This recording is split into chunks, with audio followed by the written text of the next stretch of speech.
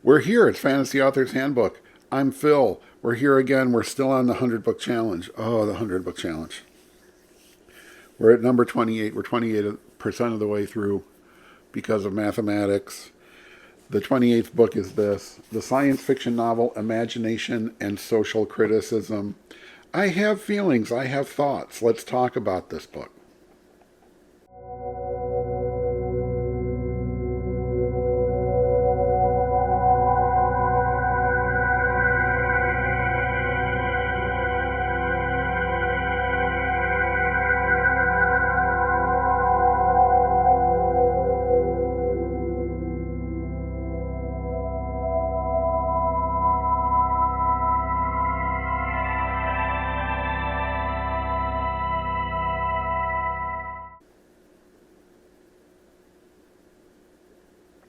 I mean, I have feelings.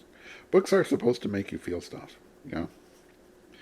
I think I felt ways that this book didn't necessarily intend me to feel. All right.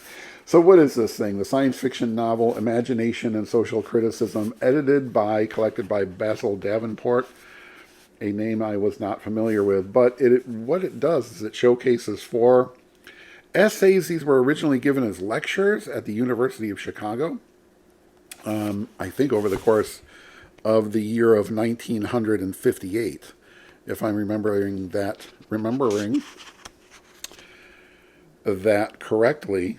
This first one was delivered on February 8th of 1957. Anyway, the late 50s. The book was then compiled and first published in 1959. So right there, that's important to remember the year 1959. That was a long time ago, obviously, and the state of the art in the world and the understanding of the genre of science fiction has obviously changed quite dramatically in the intervening, 66 years? Is a long time. So what this is a collection of 4 lectures, essays, papers, essentially, on the subject of science fiction, and specifically in terms of its ability to provide social criticism, right? To talk about the world as it is today, as the author thinks it ought to be, that kind of thing. So, works of not criticism, right? I was hoping anyway, but sort of literary theory around the science fiction genre, and by authors working at a very high level in that field.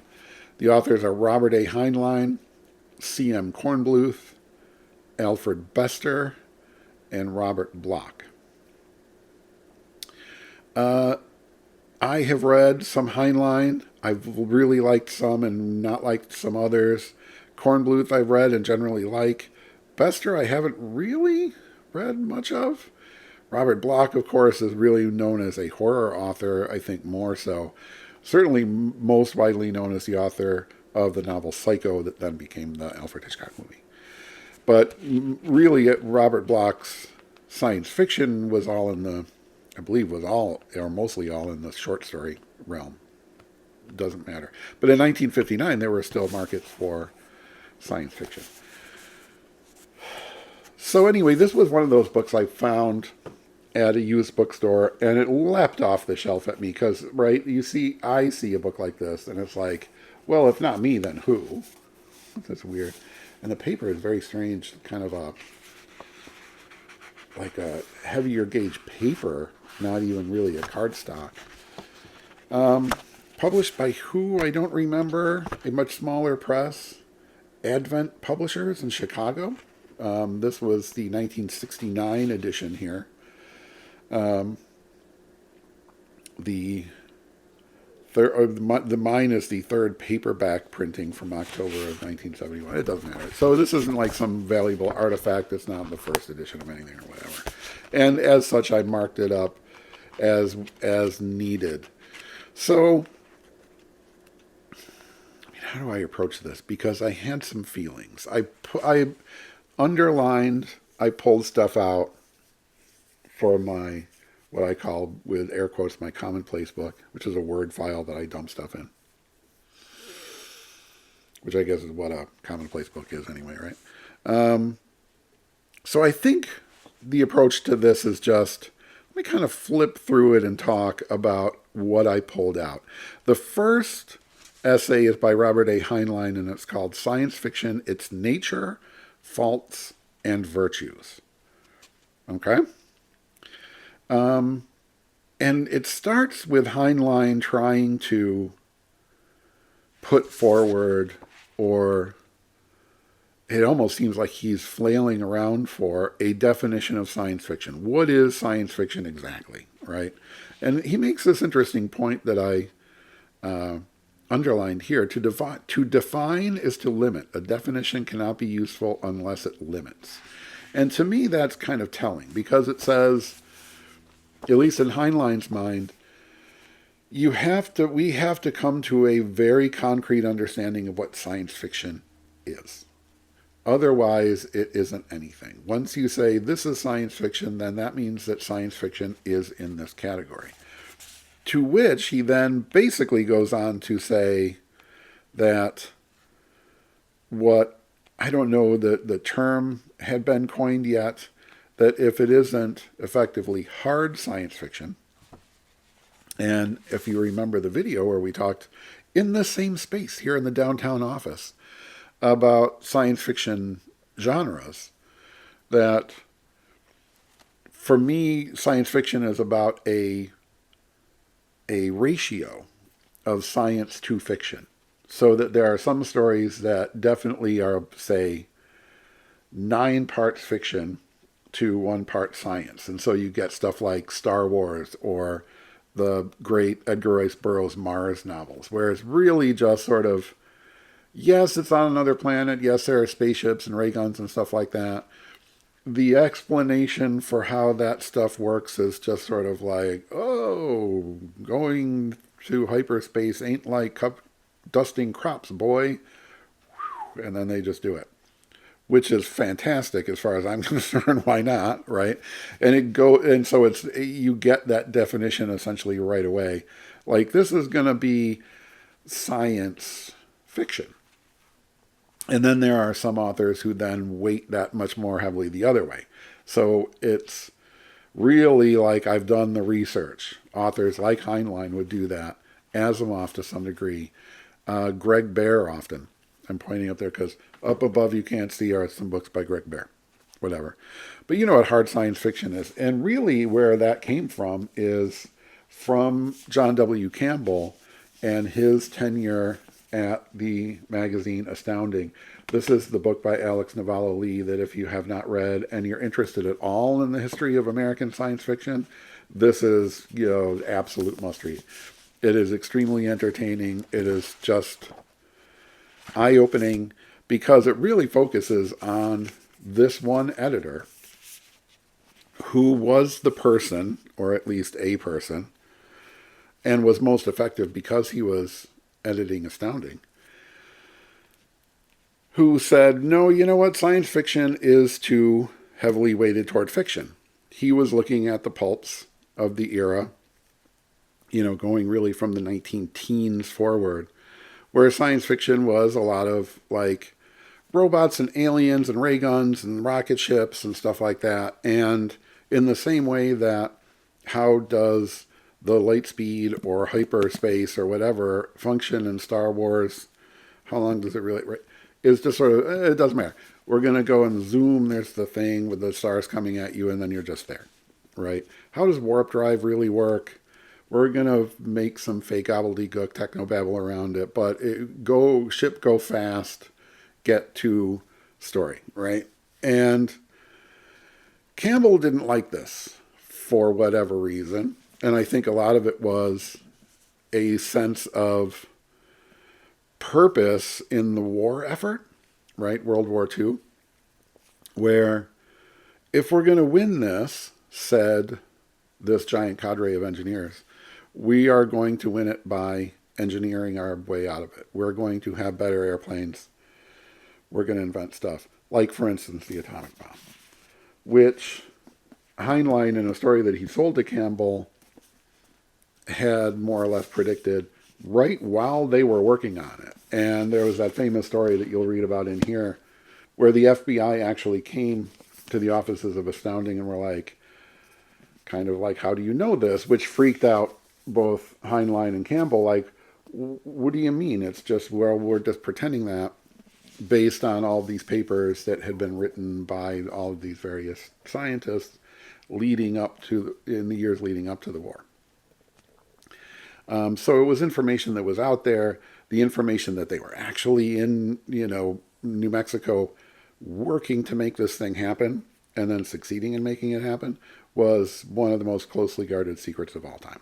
So that was kind of where they were operating. They were in this sort of, we are in this or it feels like the beginning of this technological golden age. The war effort is pouring money into building stuff, right?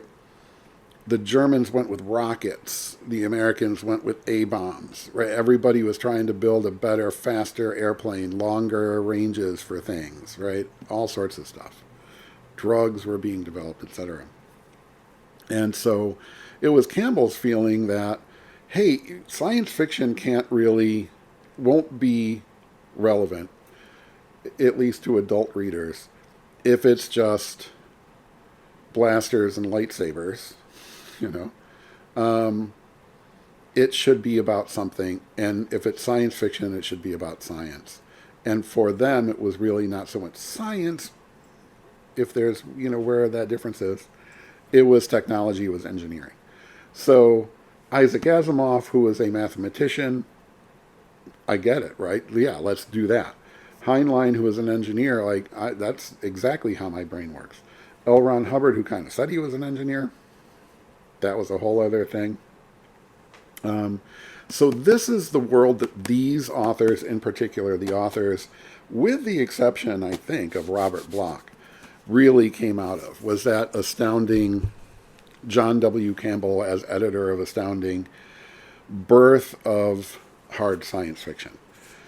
What's interesting to me, we'll say interesting, and was sometimes really frustrating about this, was because these were originally lectures that were given at the University of Chicago, a very prestigious university then as it is now, did these guys go in there thinking, with one exception at least, how am I going to be taken seriously at as prestigious a institution as the University of Chicago if I write sci-fi stories for what was still essentially a pulp magazine, however seriously Campbell was trying to take it, right? And so throughout, at least the first three, there is a palpable sense in this book of self-loathing. I know that seems like a strong way of putting it. I don't know that there's any other way to put it. They all sort of begin with, yes, I know science fiction is really stupid, but if you listen to John W. Campbell and us, his devoted few, we're going to fix it. We are going to make it a vehicle of not just imagination, but of social criticism. We are going to be the vanguard of the new technological golden age. Yeah. We are taking this seriously so that eventually you, whoever you are, academia, right, the literati, will then also take it seriously. Conspicuously, in some cases, missing the fact that that was already happening. It's just in that old academia way of saying, well, if it's good, if I like it, it's not really science fiction. 1984, Frankenstein, Brave New World, etc. So there's that, right? Heinlein, the engineer, basically saying, if it's not robustly full of well-researched engineering, then just don't do it. It's not real, right? And yet at the same time, he kind of in here feels like I'm going to try to give myself permission to be weird But in the end, he seems to really think that all science fiction is hard science fiction. In other words, if it isn't well researched scientific, the science, the engineering, the technology isn't really grounded in something real, and then we're going to kind of move it just a couple days forward and see where this might take us, then it's not science fiction, then it's fantasy. And he has these sort of three-part criteria for what is science fiction, what is fantasy, right?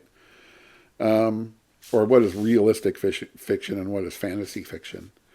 So it all just kind of feels like, hey, everybody, I know it's weird that I'm talking about this goofy stuff, but bear with me. And that right away, that works against Phil. Who, obviously, I wasn't even born when these speeches were made. So, I grew up in a world that, at least for young nerd Phil, was just science fiction everywhere. And we've gotten now to the point where it's so part of the mass culture that I think people don't even realize, like how much science fiction you are consuming in video games, for sure, in movies, the entire Marvel universe, right? All of these unbelievably successful movies, so many of them are works of science fiction. And, TV series, etc.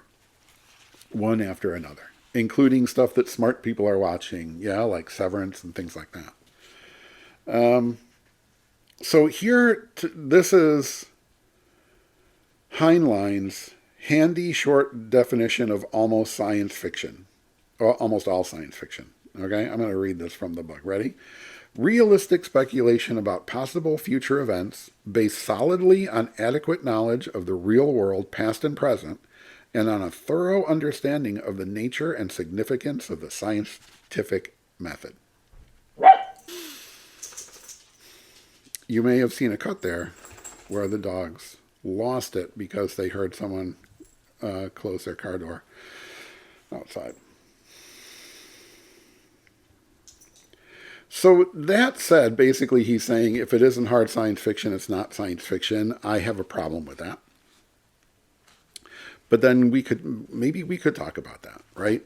Because one of the things that makes this book a little bit difficult now to read, I think for anybody who really is a science fiction fan, or really even has just a fan who has an understanding of the history of the genre and all that kind of stuff.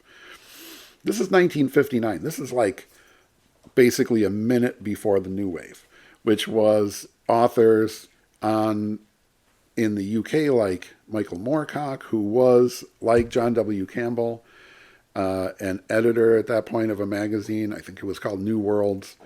And he took the opposite view of Campbell, which is, this doesn't have to be about an engineering problem. If you've ever read the early short stories of Heinlein that were being published in Astounding, that's really what it is. We built this machine and then it's gone haywire, and the hero is the engineer who figures out how to fix it. And that's it. Very little in terms of characters. Nobody really feels anything except maybe fear or nervousness about, it's about to blow up. What do we do? Oh my God. Okay, I'm going to get in there and I'm going to courageously clip these wires or something. Moorcock in England was saying, hey, what if this was about the feels more than about the does? Not his words.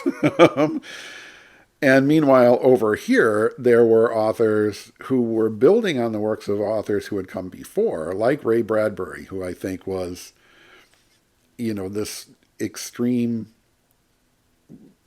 kind of idol figure. Certainly was for a young me, right? Where he was writing science fiction that had teaspoons or less of science in it. He would do stuff like decide that the temperature that paper starts to burn at is 451 degrees Fahrenheit. There's no reason to believe that that's true. He just made that up. Does he care? Nope. Because the book was about, a sort of totalitarian state and what they do first, which is limit information. That's happening here in America right now. That's pretty sad. We still have time to fix that. So the book was about something, social criticism. In 1984, right, George Orwell was writing very much about what he saw the post-war world moving toward. He was right about almost all of it in very different and oddball ways. But it was all social criticism and very little science fiction, right, or very little science. Oh, there's these telescreens, and then Big Brother comes up on the screen, and they can see you through the TV and so on. That was just sort of what would a surveillance state evolve into, right? But again, science that was, I'm not going to give you the schematics of how that screen works. The idea is that Big Brother is watching you, right? It's about that primarily. So already there was a foundation, going back at least to Frankenstein, of science fiction that is about people experiencing the world in interesting new ways, bad ways, like 1984, seemingly great ways that turn out to be bad, like Brave New World, and then in all the weird, dreamlike stories of Ray Bradbury. Yeah, the dogs are breaking my train of thought. So again, this book was the hard science fiction devotees of John W. Campbell, the guy who was their customer, would go, the dogs are just... Okay, I think it might have been the Amazon guy, but that's okay. He's not going to come in and murder you. Come on, doggies. You're okay. Shh. Come over here. Do you want to sit with me and relax?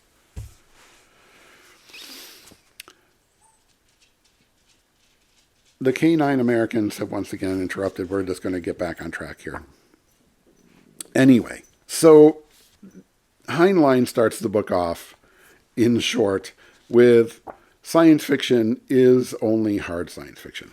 Yeah, I disagree. The world disagreed.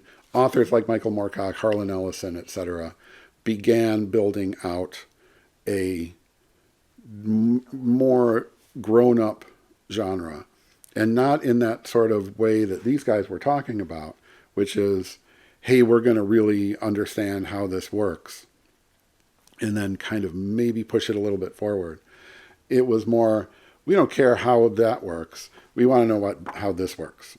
We're going to write stories about people who are experiencing weird things that really then speak back to what's happening in the present day.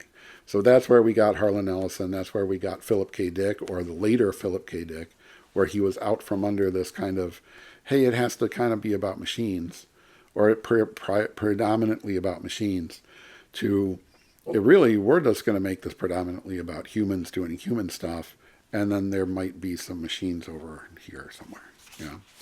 So that is the bias that continues through this book. And again, I don't hate hard science fiction. I've read a lot over the years, like lots and lots. But that's not all, right? And then it gets so, there we are. Is science fiction only 9-part science and 1-part fiction? I believe that it can be all in that, anywhere in that ratio. No, Star Wars is not fantasy. Yes, there's the Force or whatever, but they're riding around in spaceships and speeders and things like that. They're building machines. Those are machines that were built that do a thing, right? That more or less act consistently if it's important that they act consistently, and it usually isn't, right? So then, yeah, the Heinlein thing is mostly about science fiction is dumb except for me because I'm awesome. He does say, it's not all bad or anything. He says some true stuff. Like here he says, the speculative novel is both more important and more difficult than the so-called mainstream novel. I think in some ways, yeah. Because it's not just about the squishy stuff, the emotions and the experiences and the fears and the dreams and the hopes and aspirations and humiliations and all that stuff about, what it's like to be a person in some sort of weird situation. But you also then have to corral the weird situation. You have to build that world, right? So he's right about that. But yeah, basically I don't know. It's just not, it shows its age, right? Here he says we should not expect it ever to become mass entertainment. And we just talked about how, it's mass entertainment. Okay, I mean, sorry, Heinlein, but I don't know if you would have been happy to see this world, right? That's going to take me into other directions with Heinlein as a political force, as a political entity, right? Anyway, let's move on to the next one, Cyril Kornbluth, The Failure of the Science Fiction Novelist Social Criticism. So that starts up right away. And so right away I'm thinking, well, okay, up until 1959, is it a failure of social criticism? And then right away, 1984 pops into my head. Brave New World, Frankenstein. All sorts of stuff, right? I think the Martian Chronicles had been published by now. Am I correct? I will make that known here in future. Phil will do the research. So here's Kornbluth right away saying, yeah, it's not good at it. And here, just in the margins here, I've actually just written as I'm going along, right? Not having finished the whole thing. He's completely ignoring 1984 right away.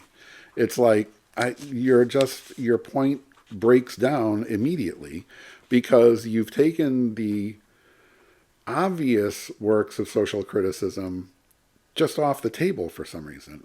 I was reading this thinking, there's no way that Cyril Kornbluth hadn't read 1984 by 1959. He must have.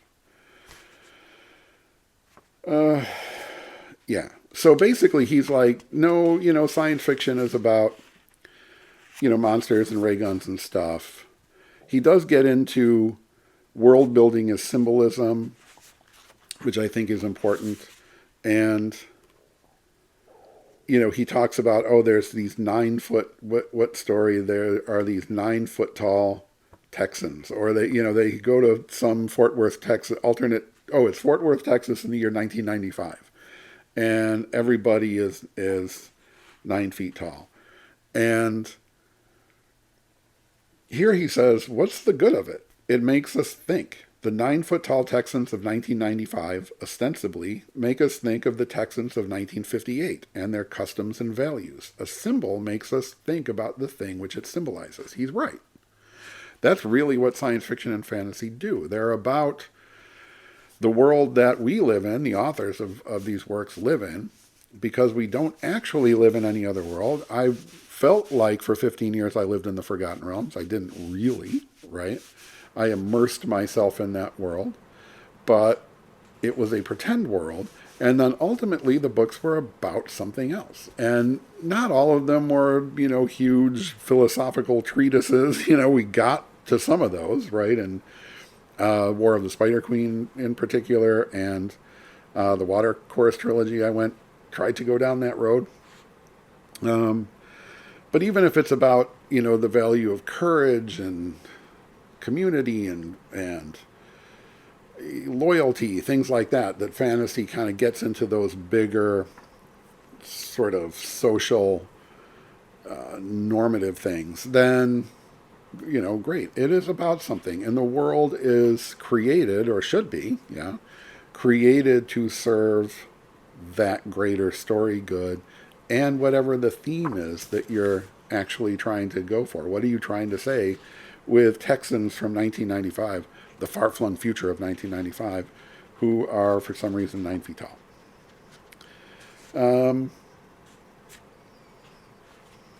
This one, I'm not going to read. He was mean to editors at one point. I'm going to pass that on.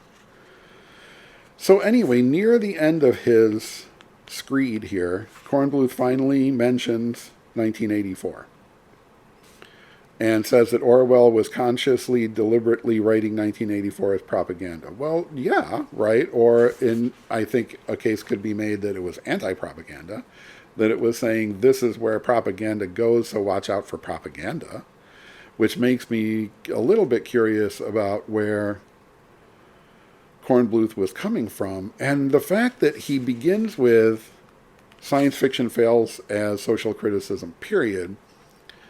And I felt, what about all the great works of science fiction social criticism, which were clearly and absolutely extant in 1959 or 57, 58, right?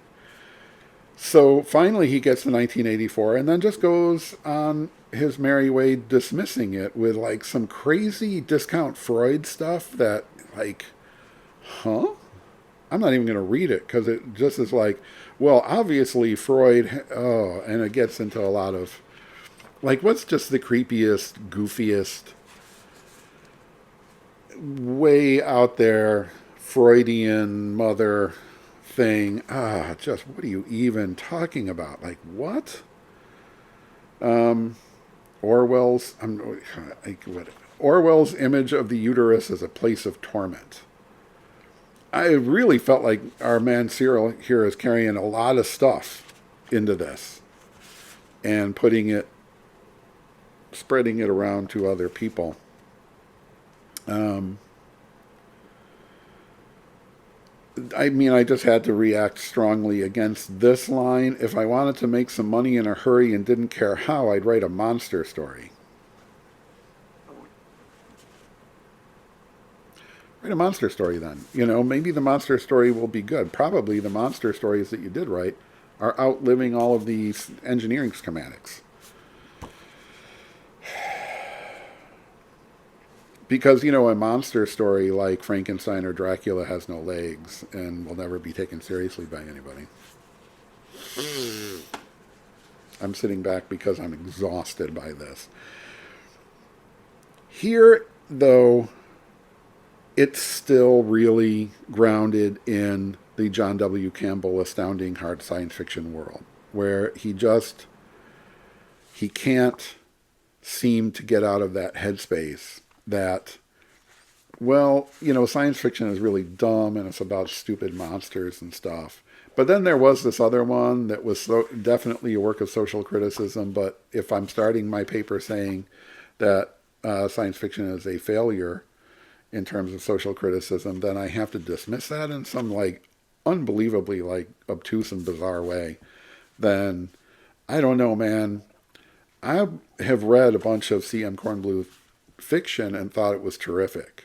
He wrote in collaboration with Frederick Pohl, one of my favorite authors. And, I don't hate him as an author, but his ideas were a little bit, And so I thought, okay, I don't know where he is, where this guy is coming from.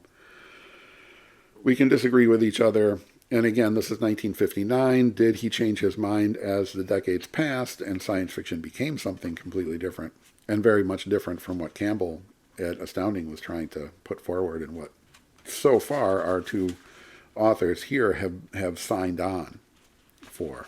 Then we get to Alfred Bester. Here's an author I don't think I have read. I probably have read some short stories. I have a couple of his books up in the giant stack of paperbacks that I will get to at random someday. Everyone seems to love him and, talk about him as one of the greatest of all time. I'm content to believe that, and am not going to not read his work, even though I hated this essay and hated him so very, very much. His was called Science Fiction and the Renaissance Man. I can't even remember in what reference, how he references the Renaissance Man in this. I don't know. It starts out kind of funny. But then, really on like the third page of the essay, he gets right to John Campbell, and it was not until John Campbell rescued it from the abyss of space pirates, mad scientists, their lovely daughters wearing just enough clothes to satisfy the postal authorities, and alien fiends that I was able to go back to it being science fiction. So, John W. Campbell, the savior of science fiction, because of lots of engineering. Okay.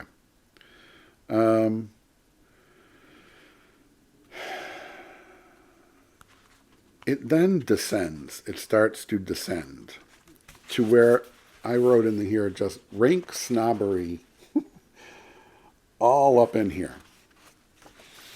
And now what Bester started to get into was basically science fiction is stupid and terrible. I feel dirty for having written it. I don't normally write science fiction, right? He's talking about, well, I write, TV plays and, stuff like that. And I only every once in a while kind of dip into science fiction. And people have said that I'm pretty good at it, I guess. But it's really just stupid and terrible. And it gave me post-traumatic flashbacks to this god-awful, horrible train wreck of a book, New Maps of Hell by Kinglsey Amis, which is basically, I'm going to tell you all about science fiction, which is the stupidest, dumbest piece of crap genre of all time, and it's terrible, and some of the science fiction that I kind of write is awesome, and there's this one book that I read that was pretty good, except, of course, it was pretty good compared to the rest of the god-awful crap that's stupid and not worth anyone's time. I wanted to just burn this book and Kinglsey Amis with it. And the similar feelings were stirred by Mr. Bester in this one. Just flipping through it, it's angry. Here in the margin I wrote, "Heaven save us from yet another self-loathing SF author."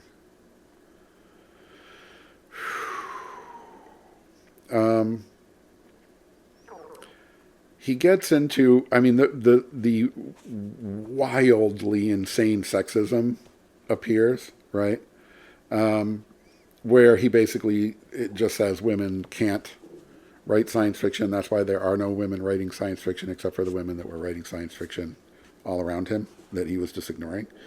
And just makes these decisions about how women are realists and they couldn't understand science fiction because there's too much pretend in it. Huh? Like, where are you from? Like, what universe? This isn't even 1959. This guy is just in his own mental breakdown. I'm just crazy. Yeah, there's swear words in this one that I wrote in the margins. There was the F word. Next to this paragraph, I wrote dismissive, sexist jackassery. I hereby accuse Alfred Bester in 1959 of dismissive, sexist jackassery because he was practicing that here in a printed form. Just insane. What moves one like myself to just write bullshit in the margin? And it was just, I started just getting angrier and angrier, Kinglsey Amis about this. An author proven wrong, right? More so than anything. Just terrible. Just in terms of my respect for him as an individual, nope. I was ready to just why am I even reading this at this point? Because now it's 3 for 3 where if it doesn't get the John W. Campbell stamp of hard sci-fi approval, then it's not science fiction anyway. And even if it is, it's not of any value other than it kind of tells you a tale about a guy defusing a bomb or whatever. So can Robert Bloch save us? He kind of did. His essay is called Imagination and Modern Social Criticism. And here Bloch starts off basically saying, I'm not really a science fiction author. I write some science fiction. I write a bunch of other stuff. And so he said he went and he sat down and he read like 50 science fiction novels and put them into categories that are kind of like, I don't know. And he does talk about it as, escape fiction, which it is, right? Certainly the some of the books that he uses an example of escapist fiction or escape fiction is like the E.E. Doc Smith, right? Kind of triplanetary and Lensman stuff, which are fun, space opera adventures. So yes, right? And who says escapist fiction is bad? Certainly not me. You can see a whole bunch right over here. I've written my share of that as well. So hooray. But by this time, I appreciated his sense of humor and his feeling that, hey, science fiction can be whatever you want it to be, basically. Like, do you want to write, a science fiction story that talks about politics like George Orwell did, or, sort of social stratification and structures like, whatever, the battle of the sexes or some sort of coming sexual revolution like Aldous Huxley did, then yeah, right? You can do all that stuff. I don't care. Or you can be E.E. Doc Smith, and it is really about rocket ships and ray guns and bug-eyed monsters and aliens and stuff like that. So that was a nice sort of, and, take a deep breath and... But the ramp up of anger, and this is the order in which they were presented, from Heinlein being kind of like, yeah, I know, like we know his deal. Kornbluth, like, are you okay? Like, have the meds stopped working? To Alfred Bester, where it was just like, if he was here saying that, I might have punched him. And I'm a nonviolent person. I'm a pacifist. I might have punched Alfred Bester. Right? With Kinglsey Amis's blood still on my knuckles. And then Robert Bloch, who was just kind of like, yeah, man, I don't know. It's great, I guess. Whatever you want to do. So go out and find this book if you want to. If you really are fascinated by the history of science fiction, the sort of history of science fiction, literary theory and criticism, these, I think, are important papers to get a sense of that sort of self-loathing that came with being a pulp writer and then being part of this group of people that Campbell was saying, we're going to not do that anymore. We're going to revolutionize. And revolutionizing something that other people like Orwell and Mary Shelley had already revolutionized. And then right before a bunch of other people like Moorcock and Ellison and etc. were just about to revolutionize. And then even later from that, where science fiction is mass entertainment, science fiction is everywhere. I don't know.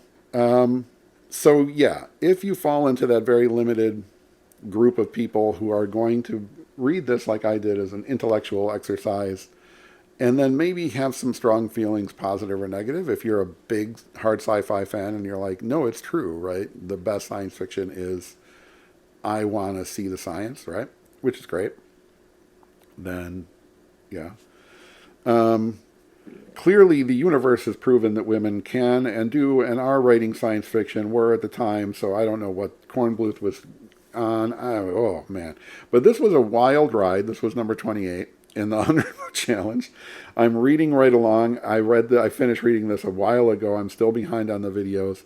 Stay with me. I'm still trying to do this 100-book challenge. Books like this make it hard, where I'm like, I think I want to throw away all of my books and buy all new ones.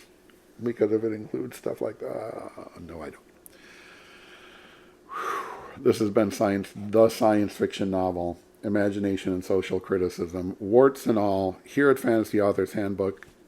I'm Phil. Thank you for watching. I really appreciate it. Do all the algorithmically appropriate thumbs ups and stuff like that. Subscribe, because why aren't you subscribed?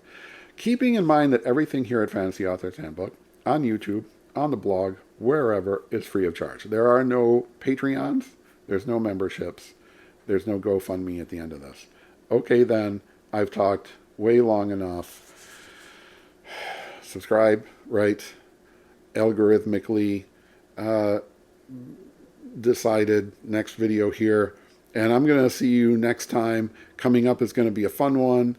Also, we'll be talking about fiction, mass sort of entertainment fiction as social criticism and propaganda with Batman, the War Years. Stay tuned.